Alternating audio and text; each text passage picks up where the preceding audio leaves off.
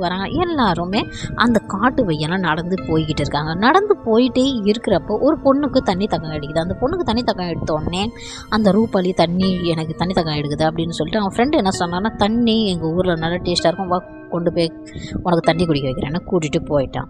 அதுக்கப்புறமேட்டுக்கு 3 பேருமே அந்த காட்டில் நடந்து போகிறாங்க. அந்த காட்டில் நடந்து போயிட்டே இருக்கிறப்ப அவங்க ஃப்ரெண்டோட அப்பாவும் ஒரு பண்டித்தும் உட்காந்து பூஜை பண்ணிகிட்டு இருக்கிறாங்க. அதுக்கப்புறம் இவங்க வந்து கேட்குறாங்க, என்ன இங்கே நடக்குது அப்படின்னு சொன்னேன்னே அவங்க அப்பா அழுவ ஆரம்பிச்சிட்டாங்க. உன் ஃப்ரெண்டு இறந்துட்டான்டா, அவங்க ஃப்ரெண்டுக்கு தாண்டா நாங்கள் அடக்கம் செய்ய பார்க்குறோம் அப்படின்னு.